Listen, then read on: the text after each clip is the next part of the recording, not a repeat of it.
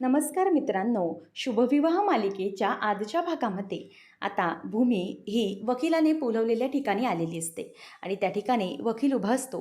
मग भूमी त्या वकिलांना म्हणते की वकील साहेब बोला ना, तुम्ही इथे मला कशासाठी बोलवलं आहे. त्यावेळेला मग आकाश तिथून मागे उभा असतो आणि रागिनी पण गाडीच्या मागून लपून छपून ते सगळं बघत असते. तेव्हा मग का बोलवले असं विचारल्यावर आकाश तिथे येतो आणि म्हणतो की त्यांनी नाही, मी बोलावले तुला. तेव्हा मग आता वकील साहेबांनी अशा प्रकारे आधार घेऊन आकाशने वकील साहेबांचा आधार घेऊन तिला बोलवलं आहे याचा तिला जरा रागच येतो. मग आकाश म्हणतो की भूमी त्यांनी बोलावलेच नाही आहे, मी बोलावलं आहे. त्यामुळे आता आकाश हा वकील साहेबांना थँक्यू, तुम्ही येऊ शकता असं म्हणतो आणि वकील तिथून जातो. मग भूमी म्हणते की आकाश, अरे हे काय चाललं आहे तुझं, म्हणजे तू हे अशा प्रकारे का केलं आहेस. म्हणजे वकील साहेबांकडून इथे मला असं भेटायला बोलवणं हे कितपत योग्य आहे हे तुला वाटतं आहे का.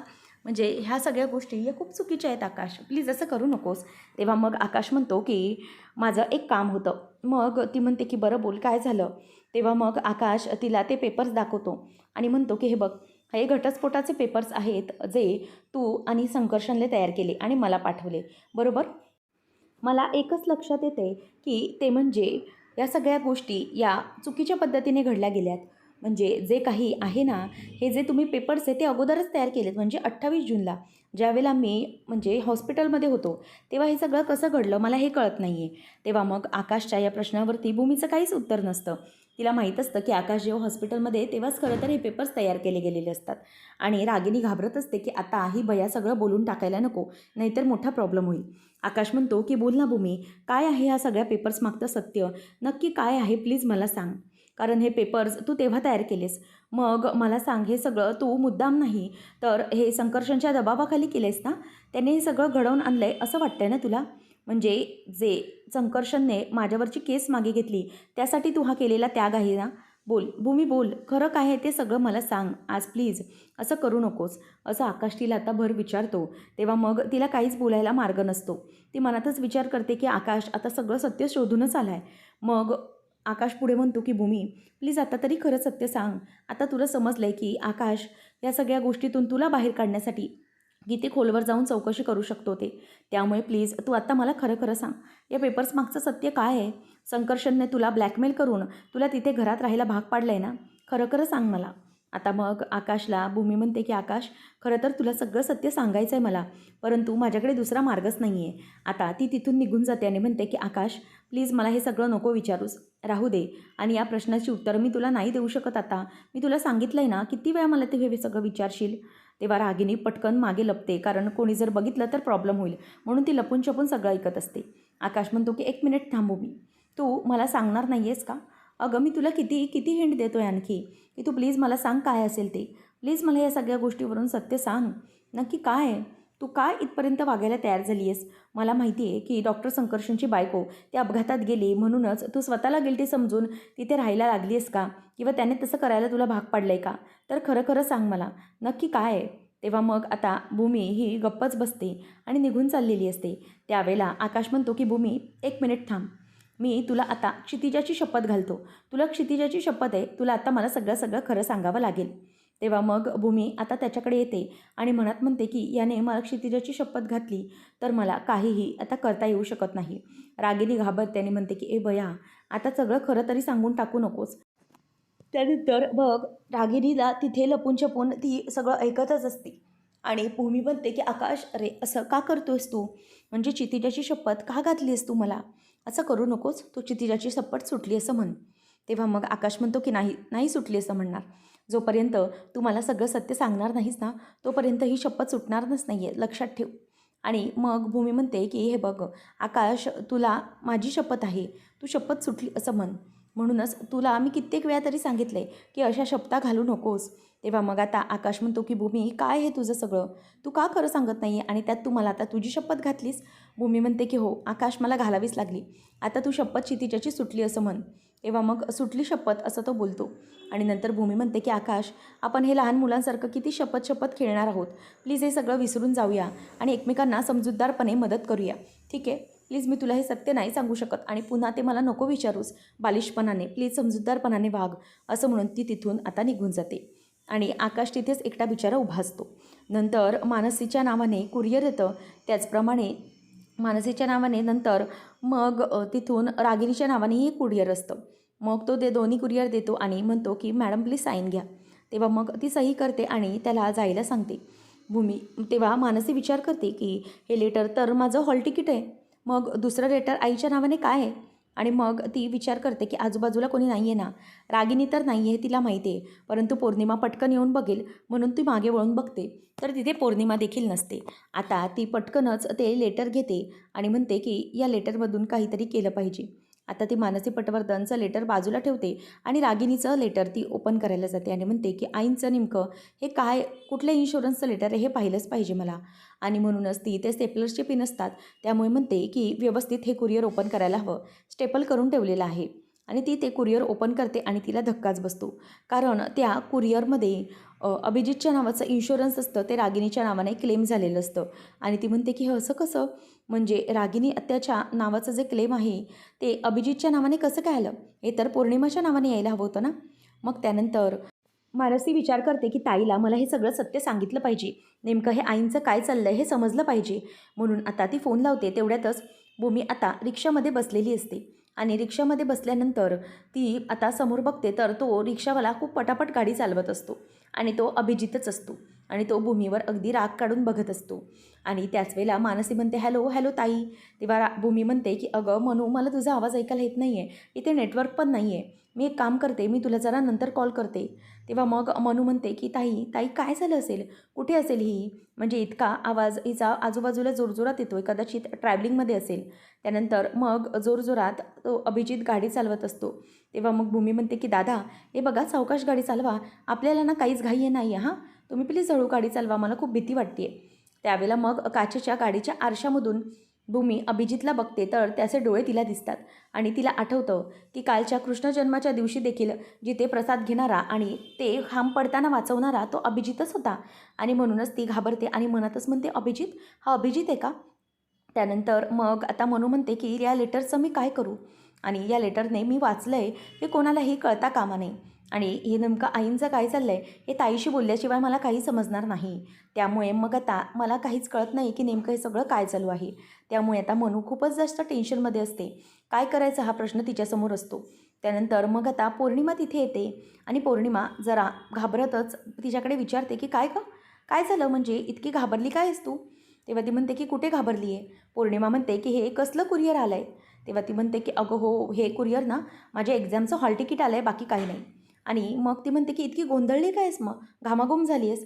तेव्हा मग मनू म्हणते की अगं तुला काय करायचं आहे, तू जा ना, तुझं तुझं काम कर, नुसत्या सगळ्या खबऱ्या काढत बसते, जा.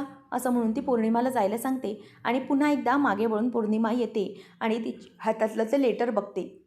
ते लेटर बघितल्यावरती म्हणते की मनू, पहिल्यांदा माझ्याशी खरं बोललीस तू, याचा आनंद झाला बरं का मला. घे, तुझं हॉल तिकीटच आहे. मला असं वाटलं की आणखी काय आहे म्हणून ते सगळं बघत होती. राहू दे, तुझं हॉल तिकीटच आहे.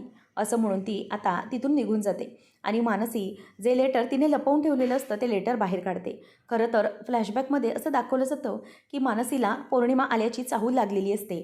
म्हणूनच मानसी पटकन रागिनीचं ते लेटर असतं ते सोफ्याच्या उशीच्या मागे लपवते आणि म्हणूनच ते लेटर आता पौर्णिमाला दिसलेलं नसतं. ती म्हणते की हे लेटर आई यायच्या आत मला नॉर्मल ठेवलं पाहिजे आणि ती त्या लेटर्सला स्टेपलर पिना मारते. म्हणजे पूर्वी जसं होतं कधी ओपन केलं नाही असंच ती करून ठेवते आणि नंतर मग ते जे पिन असतात ते लावल्यानंतर पुन्हा ते लेटर ते दाराच्या कडीवर लावून ठेवते आणि आतमध्ये तिला आता रागिनी आल्यासारखी दिसते. म्हणूनच ती पळत पळत किचनमध्ये जाते.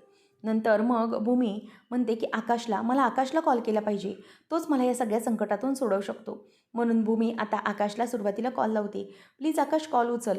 परंतु आकाश काही कॉल उचलत नसतो. अननोन नंबर असतो म्हणून तो फोन गाडी चालवत असताना इग्नोरच करतो. नंतर मग भूमी म्हणते की आकाश हा कॉल का उचलत नाही आहे, आणि गाडी इतक्या जोरात चालवत असतात की रागिनी म्हणते की प्लीज तुम्ही गाडी थांबवा, नाहीतर मी गाडीतून उडी मारेन हां, असंही ती अभिजितला धमकी देते. परंतु तो ऐकतच नसतो, तो खूप जोरजोरात गाडी चालवत असतो. आता त्यावर मग आकाश म्हणतो की पुन्हा एकदा याच नंबरवरून फोन, म्हणून तो फोन उचलतो. तेव्हा भूमी म्हणते की हॅलो हॅलो भूमी, हॅलो आकाश, मी भूमी बोलते आहे. मला कुठेतरी कोणतरी रिक्षाने घेऊन चाललं आहे, मला किडनॅप करत आहेत. आता तेवढ्यातच जो भूमीचा फोन असतो तो रिक्षात खाली पडतो आणि जोरात त्याने ब्रेक दाबल्यामुळे आणि गाडी अगदी लेफ्ट राईट अगदी जोरजोरात पळवल्यामुळे भूमीचा फोन हातातला खालीच पडतो आणि आकाश म्हणतो की भूमी तू कुठे आहेस? हॅलो, तुझं लोकेशन प्लीज सांग, मी तिथे पोहोचतो, असं तो बोलत असतो. त्याच वेळेला मग आता इथे रागिनी तिथे ते लेटर येते आणि बघते आणि म्हणते की हे लेटर अभिजितच्या क्लेमचं आहे, पण हे असं दरवाजाला कसं लावलं आहे? हे क्लेम माझ्या नावाने आलं म्हणजे. आणि ती खूप खुश व्हायला लागते आणि तेवढ्यातच तिच्या लक्षात येतं की हे जर लेटर कोणी पाहिलं असतं तर माझी वाट लागली असती.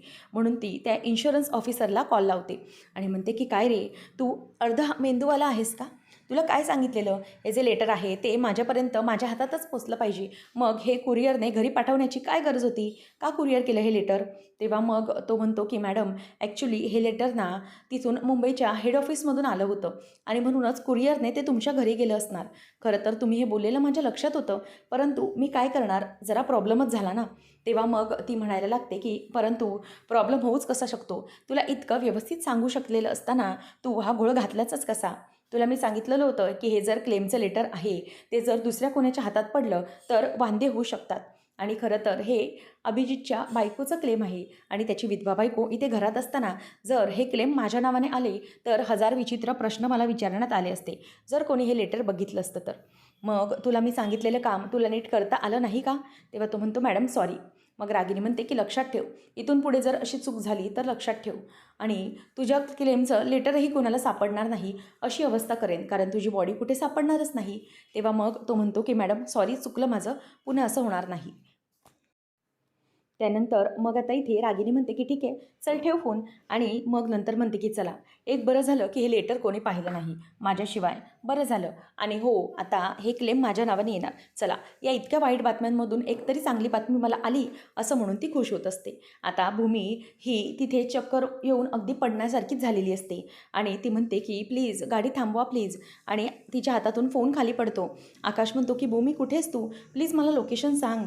आणि आकाश घाबरलेला असतो की नक्की भूमी असेल तरी कुठे, तिला कोण घेऊन जात असेल, नक्की रिक्षात कोण असेल, असा विचार त्याच्या डोक्यामध्ये येत असतो. तेवढ्यातच आता भूमी ही समोरच्या रिक्षाचं जे हँडल असतं त्याच्यावर आपटते आणि ती आई गं असं जोरात ओरडते. आकाश म्हणतो की भूमी थांब, मी येतोय. आणि आकाश आता कुठे गाडी घेऊन जाऊ याचा विचार करत असतो. भूमी म्हणते की आई योगेश्वरी, प्लीज आकाशला माझी न्यूज समजू दे, मी कुठे आहे ते त्याला कळू दे. असं म्हणून आता इथे रागिनी ही तिथे आनंदात असते, पण भूमी मात्र टेन्शनमध्ये असते. त्याच वेळेला आता समोरून आकाशची गाडी येत असते आणि आकाश गाडीमधून येत असताना त्याला बाजूच्या रिक्षामध्ये भूमी दिसते आणि तो भूमी भूमी असा जोरात ओरडायला लागतो आणि म्हणतो की भूमी थांब, मी आलोय, तू नको काळजी करू. आता तो गाडी रिव्हर्स घेतो आणि अभिजितच्या रिक्षाच्या मागे गाडी टाकतो आणि गाडी घेऊन जात असताना तो जोरात हॉर्न मारत असतो. त्यावेळेला अभिजित गाडीच्या काचेतून बघतो तर त्याला आकाशची गाडी तिथून येताना दिसत असते आणि मग तो गाडी आणखी पुन्हा जोरजोरात पळवू लागतो. त्याच वेळेला अभिजितला थांबव थांबव असं जोरात तो ओरडत असतो, रिक्षा थांबव. भूमी म्हणते आकाश आकाश प्लीज मला वाचव, प्लीज मला वाचव, असं ती आता ओरडत असते. त्याच वेळेला आता अभिजित हा गाडी तिच्या मागे जोरजोरात असतो आणि म्हणतो की भूमी नको काळजी करूस, आहे मी. आता अभिजितच्या गाडीच्या बाजूबाजूने तो त्याची गाडी घेऊन जात असतो आणि म्हणतो की रिक्षा थांबव थांबव रिक्षा, भूमी तू नको काळजी करूस, मी आहे इथे, नको काळजी करूस, असं तो आता बोलून दाखवत असतो. त्याच वेळेला मग आता इथे आकाश हा म्हणत असतो की प्लीज गाडी थांबवा, गाडी थांबवा. आणि तरीही तो ऐकायला तयार नसतो.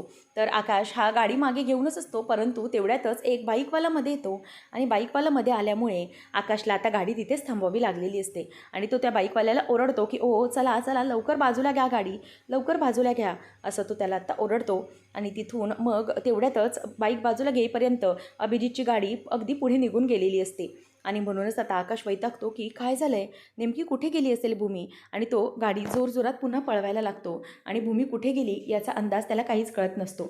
आता पुढे आल्यानंतर त्याच्या लक्षात येत असतं की भूमीची गाडी आता इथे कुठेच नाही, म्हणून त्याला आता खूप टेन्शन आलेलं असतं आणि तो विचार करतच तिचे बघत बसलेला असतो. भूमी कुठे आहेस तू नेमकी, असं तो आता हाका मारत असतो. परंतु ते गाडीमध्ये आल्यामुळे नेमक्याच वेळेला तिथून अभिजितची रिक्षा पास होऊन गेलेली असते आणि त्याला आता काहीही करता येत नसतं. त्यानंतर मानसीला इथे फार टेन्शन आलेलं असतं की काही झालं तरीही आईंचं जे हे सत्य आहे ते मला ताईपर्यंत पोचवावंच लागेल. अभिजितचं क्लेम हे यांच्या नावाने आलं तरी कसं, नेमकं यांनी काय केलं आहे, पौर्णिमाच्या नावाने यायला हवं होतं, हे सगळे प्रश्न आता तिला भेडसावत असतात आणि ती खूप टेन्शनमध्ये असते. आता आकाश हा मेन जागेपर्यंत येतो, म्हणजेच तिथे 3 रस्ते जात असतात. त्या रस्त्यावर आल्यावर तो विचार करतो की काय झालं असेल, नेमकी अभिजित रिक्षा घेऊन गेला तरी कुठे असेल, म्हणजे भूमी कुठे आहे, असं म्हणून तो आता खूप वैतागलेला असतो. आणि भूमी भूमी असा तो आता त्या गाडीतून त्याच्या आवाज देत असतो. परंतु आता भूमी ही खूप घाबरलेली असते.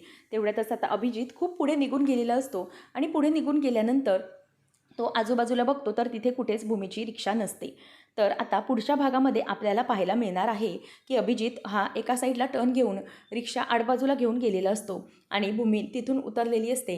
त्याच वेळेला आकाशला कळतं की भूमी कुठल्या दिशेने आहे, म्हणून तो धावत धावत आता अभिजितची रिक्षा बघतो आणि त्या रिक्षाकडे जात असतो. आता रिक्षामधून अभिजित उतरतो आणि तो तिथून पळत असतो. आकाश म्हणतो की ए थांब, कोण आहेस तू, कोण आहेस तू, माझ्या भूमीला किडनॅप करण्याचा प्रयत्न करत होतास, कोण आहेस तू, असं म्हणून तो त्याला उठवण्याचा प्रयत्न करत असतो आणि त्याला धरतो. आणि त्याला धरत असताना आता अभिजित हा घाबरतो की माझा चेहरा रिव्हील होईल की काय. परंतु आता आकाश हा त्याचा चेहरा बघण्यासाठी म्हणूनच ते चेहऱ्यावरचं त्याच्या मास्क काढायला चाललेलाच असतो. तेवढ्यातच समोर भूमीला बघून तिचा जो संशय असतो तो खरा ठरलेला असतो आणि तो अभिजितच असतो. भूमी आता मनातच म्हणते की अभिजित. आता अभिजित आणि समोर दोघांच्याही आलेलं असतो. आकाश आणि भूमी दोघंजणही अभिजितला समोर बघतात आणि त्यांना जबरदस्त असा धक्का बसलेला असतो. आता नेमकं पुढे काय घडणार आहे, अभिजितचं सत्य जे काही आहे, म्हणजेच अभिजित स्वतःच्या तोंडून भूमी आणि आकाशला सांगेल का, रागिणीनेच त्याला मारल्याचं सगळं सत्य सांगेल का, हे पाहणं रंजकतेचं ठरणार आहे. अशाच मालिकांचे अपडेट जाणून घेण्यासाठी आजच आपल्या चॅनलला सबस्क्राईब नक्कीच करा. धन्यवाद.